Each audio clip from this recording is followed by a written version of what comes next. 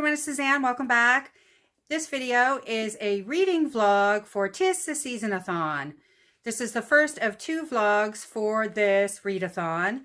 And if you want more information about the readathon, I'll link it below, as well as my previous video that shows you and told you about all the books I plan on reading for this readathon.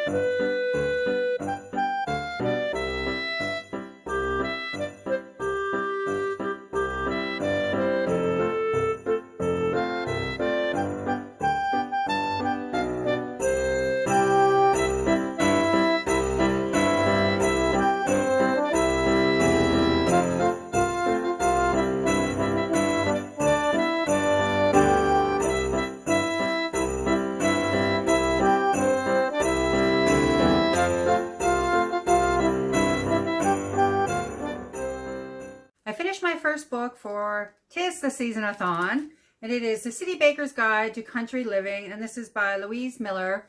And I have to say, this is my first book out of the 4 I'm supposed to read during this Tis The Seasonathon, and it is already day 4.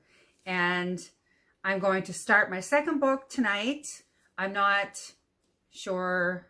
Yeah, I'm just not sure what's going to happen by the end. That's 3 books in Friday, Saturday, Sunday, 3 days. That's a lot of reading, and that would be fine if that's all I had to do. But like many of you, that isn't the case. And I did listen to most of this, The City Baker's Guide to Country Living, on audiobook. Now, I don't want to complain. I don't want to whine, because everybody has life stuff happen, and I'm new to BookTube, and I'm absolutely loving it.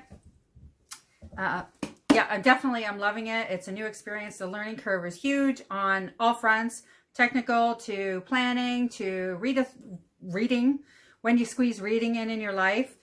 And yeah, I just say that because I did a big film day and ended up losing 2 videos. I'm not sure if I'm going to reshoot them or not. And it's just been a very intense month getting used to BookTube and the speed at which I can film and edit and put out videos. And of course, when you're excited because it's also new, you want to do more. Same with reading, and it's a bit overwhelming along with your normal life. But this book was wonderful. It is about Olivia, who moves from Boston to a small town. I mean, she kind of runs away. She's a runner. She likes to run from when things get too hard. And she grew up in a single parent home with her dad. Her mom left when she was a little girl, and her dad died at 16. So she's been alone most of her life. And she ended up going to a small town and getting involved with a man that comes from this huge family, and gets involved with a couple other local people. And they become very close in terms of friendship and everything. And I absolutely love that. The camaraderie, the familial aspect of everything. Some of the romance aren't for me, and then there's other romance books that I love, and this was one of them. It felt like a really great Christmas movie that didn't feel too cheesy, where you just kind of roll your eyes halfway through.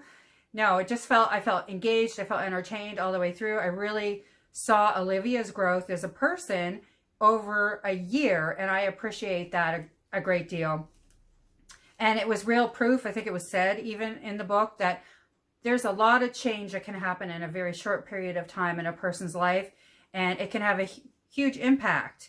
A year passed, and she became a different person, and I loved it. I love to witness that. I love to experience it.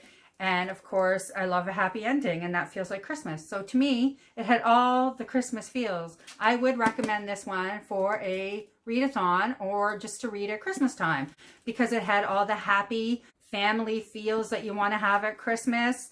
And if you don't have a great family, well, you can imagine what it's like through this book. And it just had, yeah, all the good Christmas feels, all the Christmas feels for sure. I'm glad I read it. And I'll do another check-in when I'm doing the second book, and I'll let you know where I'm standing over the next 3 days. All right, thanks. Talk soon. Just finished the video for our Christmas decoration haul. And I just emptied all the seeds that we purchased for all the birds. I have discovered that a lot of the birds in our backyard prefer sunflower seeds as opposed to the bird seed. So we have a bunch of these, and we're going to make some bird seed Christmas cakes for all the birds. And we dump that in the Tupperware container, and we'll keep that out on the back deck so we can feed the birds daily. Now I just got to clean up all this stuff, and I'll get all the bags from the video, all our shopping. So I'm going to put an audiobook back on and clean up all the mess. Here's one of the members of our household, Rosie. She was our Christmas present, Vivian's Christmas present last year. She's quite a different size now. Hey, Rosie. Hi, Rosie. What you doing? She didn't know what part Adam would play, or if he wanted to play any part at all, and she didn't know how to handle that either. She certainly wasn't good with men showing up on her doorstep unannounced. She'd planned on taking the few weeks over Christmas to think hard about what she wanted.